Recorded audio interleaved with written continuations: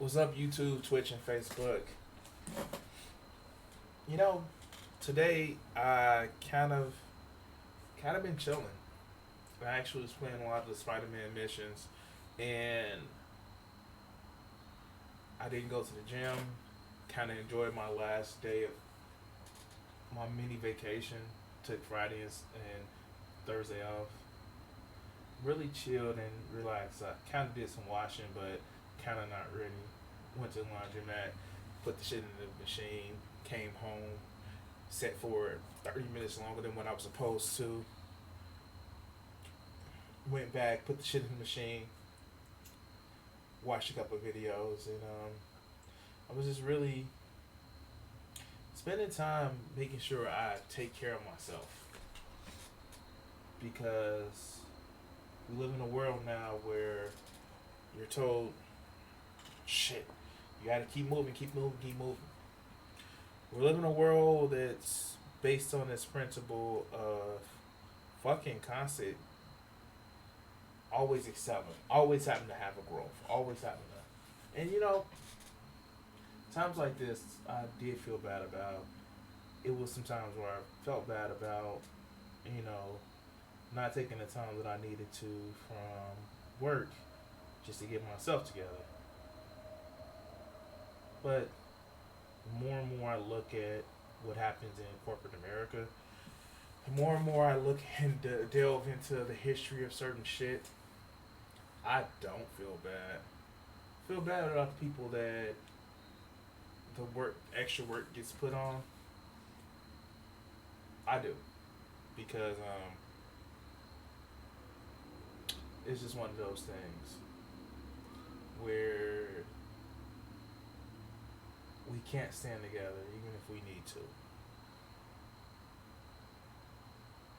Feel bad that there is certain shit that we have to accept because,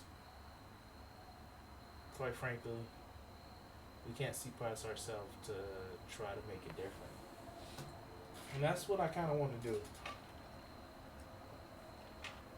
What was kind of funny is I wanted to actually do a video where I wanted to do a video where I actually just go off on like rant and raves about how if I was running for president, what promises that I would make. And I may still do that video because it's just so fucking hilarious. And let's see if we still good. We still good. Everything working like it should. Brought up the chat. Okay, everything is online. Great. So, and my frame rate is actually fucking decent right about now. It's gonna go down when I have. Actually going to the start of the video, the intro. But hey, I'm waiting till about 8:30 to let everything get in. And so I was gonna go through amazing like scripting of things, have an American flag in the background, look semi-professional. But the more I thought about how ridiculous it would actually sound, the more and more I thought about how fucking true it would ring. Now, guys, this is the second part to maybe the second and last part to it. Depends on how much I decide to get through. It's 8:30. We're gonna start at 8:30, and it will be interesting because last time on the smartest guys in the room, we actually start to see the cracks actually forming in the start to see the cracks starting to form in the Enron, armor, the chinks in the armor, it wasn't even at its final form yet. It First, they took your family and your let me riches. turn this shit down Then they took your health and your pride. because I am playing Conan with this shit. But last time on the smartest guys in the room, we saw, you know, Lee Pie had actually left because he was like, I'm getting out while the motherfucker getting this good. We saw Ken Lay, how he was like, shut up and make more money. I don't care how you want to do it. And we saw Jeffrey Skillett and how he started surrounding himself with just cutthroat individuals. So let's get into the intro and let's see how this ship started to sink. This is Crimson 60620. Thank you for watching my video. Also, you can catch me on these social media platforms. And if you want to see some great art, hit my DeviantArt art page up. And finally, support my Patreon. Thanks.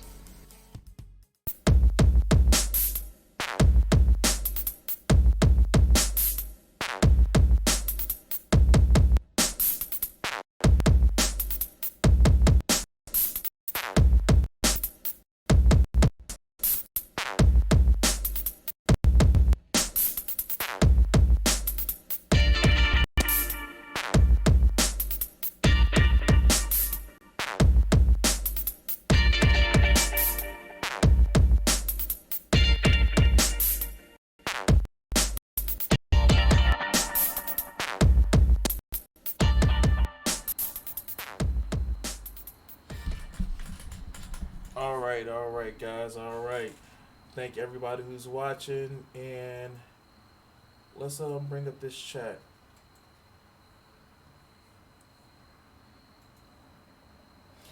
So, if you haven't seen it yet, this is the smartest guys in the room. It's produced by Magnolia. It was originally on CNBC, and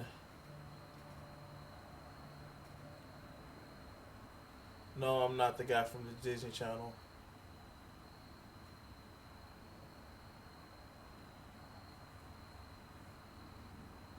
Wait. I wish I can actually check this chat out. Are you that guy from the Disney Channel? So how does it work? If Wednesday certain teams are playing, do you change your lineup? Is he playing a particular night? No, I don't know what you're talking about, man. I just play games to talk about political shit. So, let's bring this up and let's talk about Enron. Couldn't prove that it was anything more than an overvalued stock, and I was probably too naive to suspect that it was anything more than that. And was her article critical? Yes, it was. Fortune magazine article that's out, the headline is Enron stock overvalued? The gist of the article is that Enron is sort of a black box, which, sorry, it's true. I mean, it's just difficult for us to show people the specifics of how money flows through, particularly the wholesale business. The entire reason that this analysis was done by Fortune magazine is because Business Week had a favorable article about Enron the week before. And there's... All right, we talked about this on the last stream, and this is basically Skilling deflecting about how he was worried that somebody saw behind it by just answering a simple question. Is Enron overpriced? But let's watch this. Let's continue.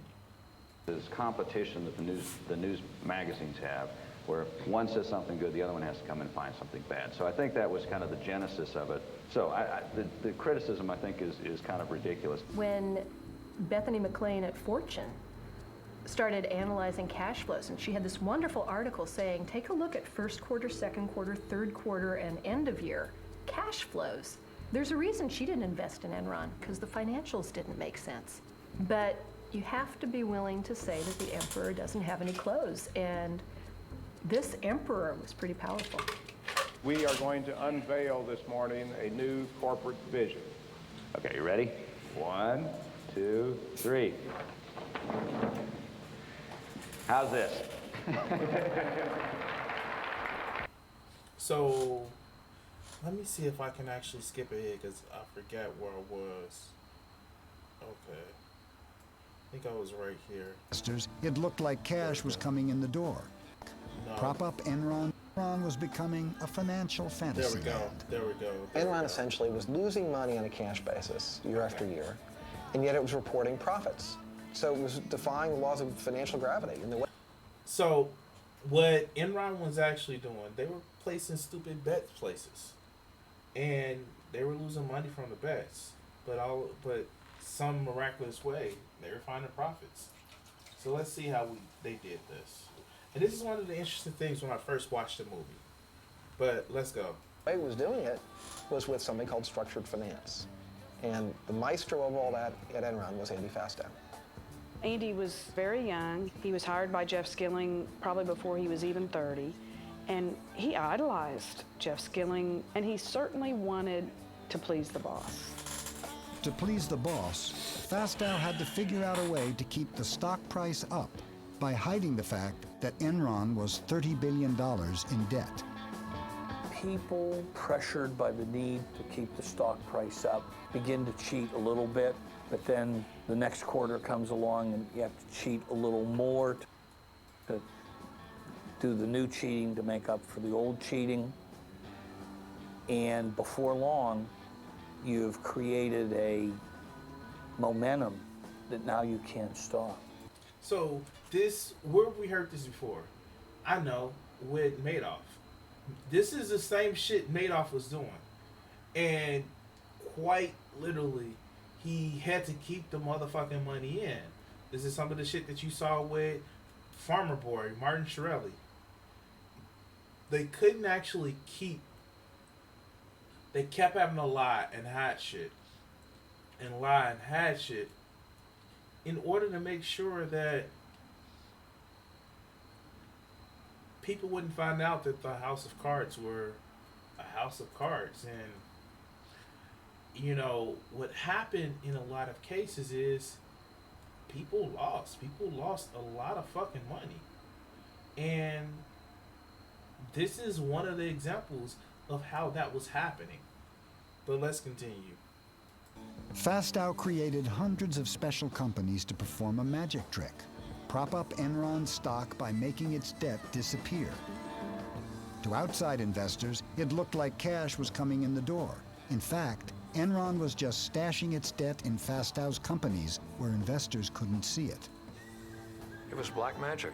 It really was. You were pulling some rabbits out of a hat.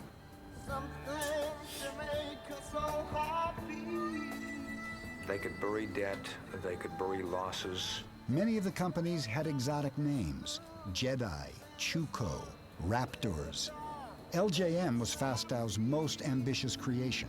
It would work magic for Enron, and it would allow Fastow to conjure $45 million for himself. So let's just talk about exactly what they were doing. What they were literally doing is saying that, hey, this company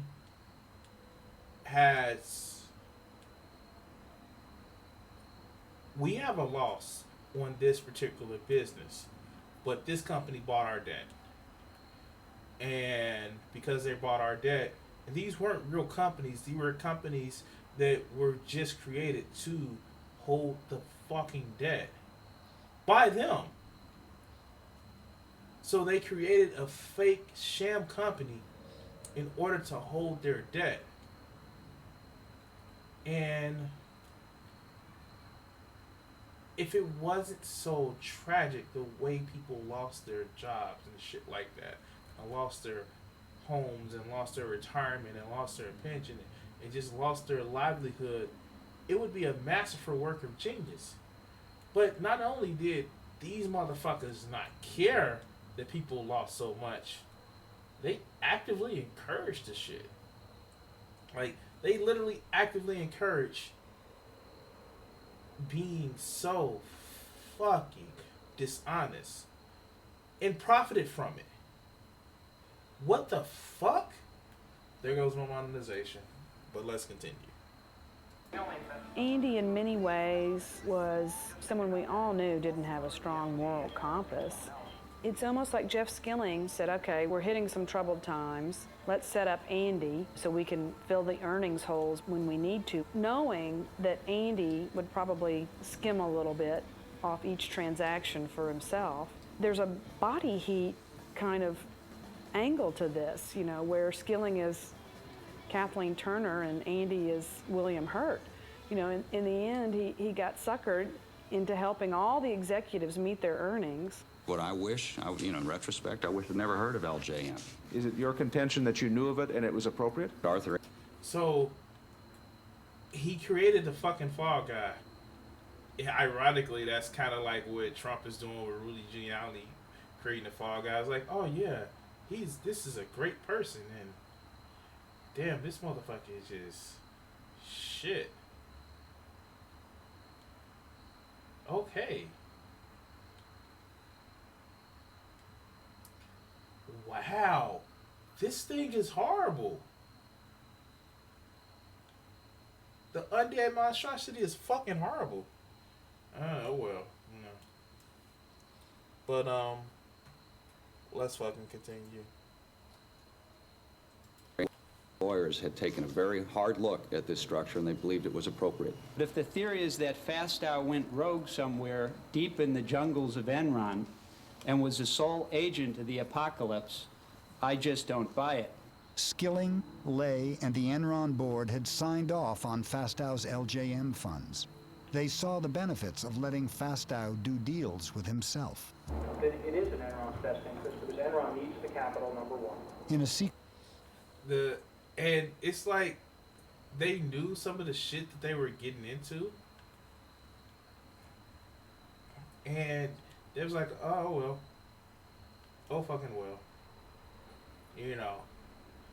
We're created this person who effectively is going to fix the books for us. Yeah, he's going to steal off the top, but he's at least going to fix the books for us. Or at least keep the train going, the money train going. At least long enough for us to just walk out the door with it. But let's continue. Videotape that surfaced after the bankruptcy. Fastow can be seen selling LJM to a group of Merrill Lynch bankers. He pitches them on the benefits of investing in a fund that only buys assets from Enron. Remember, I'm not selling the assets to myself. They own the assets, they're selling them to LJM too. Fastow knew what kind of deal he was offering was Enron's CFO. He could guarantee profits for LJM. Yeah, I think this is an extraordinary opportunity. He has a sort of Cheshire cat grin on his face as he talks about all the ways that the fund is going to profit, and he talks about the informational advantages that he's going to have in his dual role as Enron's CFO and as the head of these funds. Special arrangement. There is never any question that I will be on both sides of the transaction. I will always be on the LJM side of the transaction. He was general partner of LJM while at the same time being CFO of Enron. Now that's a whole nother ball of wax when you want to talk about that conflict of interest, because no human being should be put in a situation where every single transaction they decide whether they're looking after Enron's best interests or their limited partners, because this LJM partnership existed solely to do business with Enron. So, and let's just talk about that. Like, quite literally, he was self-dealing because he had a limited partnership. I don't know if he had other people that were in it. They never actually make mention if he did. But he had a limited partnership with these other companies, as well as Enron CFO. And yet, every year, Enron fucking made a profit. Wow, I can't speak so much. With him as the head in his position. But let's continue. As you would expect, Andy is chief financial officer of Enron, is heavily banked, so to speak. And as a result, there are 5 or 6 of the name brand banks who have stepped up and said they'll commit to this. Commit they did, and why not? Fastow was letting them gamble with Enron's chips. Fastow was using Enron stock as collateral for a lot of these things. They are betting their own company on the transactions. With a prospect of returns that would exceed 2,000%, 96 individual bankers invested in LJM, and America's major banks put up as much as $25 million each. It's sort of a who's who of Wall Street. J.P. Morgan Chase, CS First Boston, Citibank, Merrill Lynch, Deutsche Bank. Wow, we know Deutsche Bank really knows how to look after a person that has a lot of losses, don't they? Fuck out of here.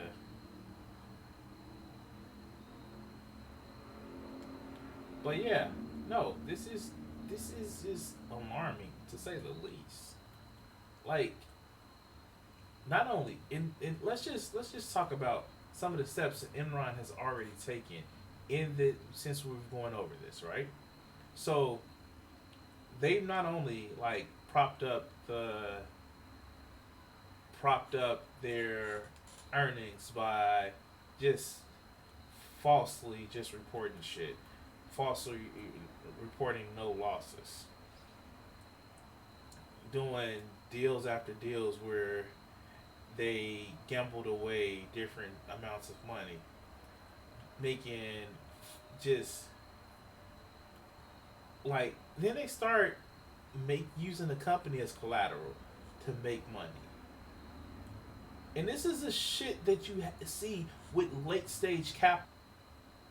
They weren't trying to make money off of the actual selling of different energy markets. They were making money off of making money. And that's the shit that kind of pisses me off about this. Sorry, OBS is disconnecting.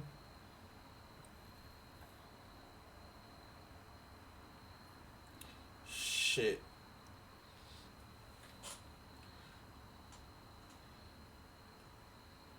Sorry guys if my stream has been interrupted. There we go.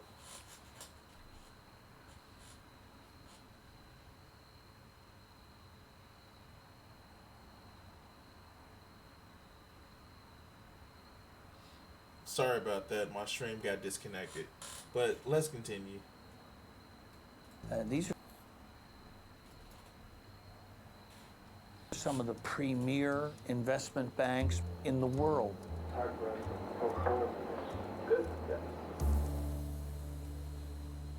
It's just amazing how skilled Enron and Andy Fastow were at working Wall Street, playing on Wall Street's greed in order to get money out of them. To quote Lenin, they were the investment bankers' useful idiots. As disturbing as Enron's own misconduct is the growing evidence that leading U.S. financial institutions not only took part in Enron's deceptive practices, but at times designed, advanced, and profited from them. The Enron fraud is... So, you hear that term useful idiots a lot. And you have what I see, two cases of it. One, that people that are really useful idiots, they don't know any better, so they're useful to pointing out something, and then there you go. And then you have something that's a little bit more insidious. And what do I mean by that? You have people that don't want to know. You literally have people that just don't want to know. I don't want to know. And it's alarming when you have people that just don't want to know. Because you see... Sorry guys, I need this guy. Wow, I didn't even... But you have it where people just don't want to know. I don't want to know. I don't know. I don't want to know. And it's fucking unbelievable. It's fucking just wow. Like, wow. But let's see. because this is all they're going back and forth, and then throwing in some of the testimony of the shit that happens afterwards. But let's go.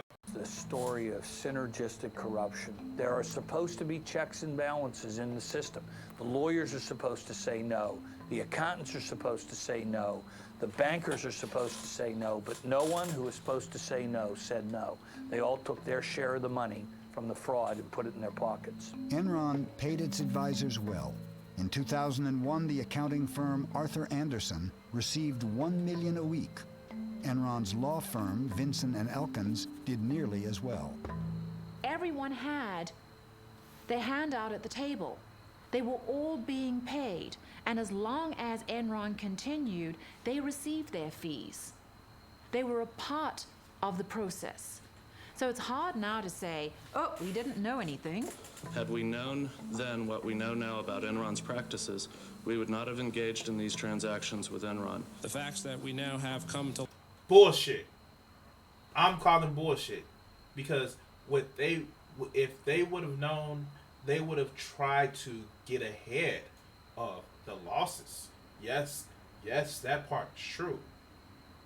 But they wouldn't have cared.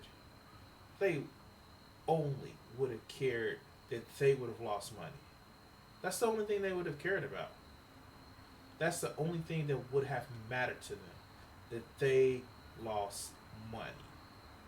If they wouldn't have lost money, they wouldn't have gave a fuck. Because here's the thing. The only thing that they would have cared about in this situation is that money situation. That's it. Nothing more, nothing less. And maybe their reputation. And I put that as a distant second.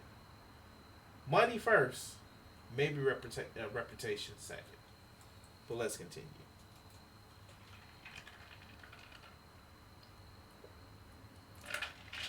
Start video. Light about Enron, however, were not known at the time. I believe that the Citigroup professionals involved with these transactions acted in good faith. I'd like you here to look at one Citi email, Exhibit 333I. The email trail here is all too lurid. Oh, for instance, one email I remember where the banker writes, Enron loves these deals. They produce cash, but they don't have to show the debt on the balance sheet. Now, a high school student can figure out that the banks were all knowing participants in this wrongdoing. Merrill Lynch assisted Enron in cooking its books by pretending to purchase an existing Enron asset when it was really engaged in a loan. The accounting sham involved the sale of an interest in 3 Nigerian barges. Nigeria is a long way from Manhattan, yet for some reason toward the end of the fourth quarter in 1999, Merrill Lynch suddenly decided to buy 3 Nigerian power barges from Enron. Nigerian power... Wait, what? Like, for real, when I first heard this, I was like, okay, yeah, that sounds outrageous. And then I realized exactly what the fuck was going on. Like me as an adult, I'm like, wait, what the hell? Like, for real? That's the way you're gonna fucking cover up money? That's the way. That's the way.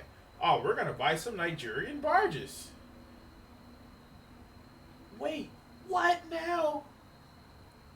Really? Oh, Jill. Thank you, man. Thank you. Hate speaks against the rich. Yes. Good. Thank you.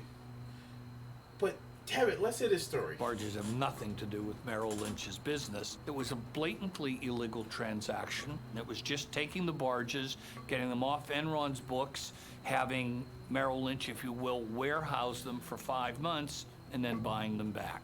Mr. Martin, you've testified here today that there was no guarantee, and you said that under oath. Here's a document saying that the head of your whole division here was going to confirm that understanding. Oops. Over the year 2001, Skilling became increasingly despondent. He'd always been a moody guy, but people who knew him said he became just increasingly volatile. He'd show up for work unshaven, looking blurry-eyed. And I think it was the battle of holding these two totally disjointed thoughts in his mind at the same time. One is Enron, a superstar company, and the other of feeling like it was all crumbling away. The first cracks in Skilling's public image appeared in a conference call with analysts in April 2001. And then Jeff Skilling took questions. And about midway through the session, there was a questioner who was sort of aggressively wondering out loud why it was that Enron, as a financial services company, in effect, could not release a balance sheet. So, yeah, the ship is sinking. This is the mid-2001. Remember, Enron failed like late 2001. So the ship is going down quickly. And oh boy, aren't these motherfuckers. Man, these motherfuckers are getting quite a little bit testy. And for good reason. They're fucking up and people are catching this shit. So, let's continue. Its earnings statement, like most financial institutions do. You're the only financial institution that can't produce a balance sheet or a cash flow statement with their earnings. Well, thank you very much. We appreciate it. Appreciate it. Asshole. And then quite audibly, you could hear Skilling say, asshole. Like,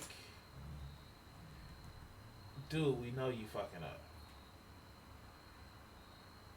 We know you fucking up. We know you fucking up. Ash. Oh, I'm such an asshole. Alright, let's put this in there. Yeah, wow. Not that. But let's get it. And then he said, asshole. As I understand, you call him an asshole.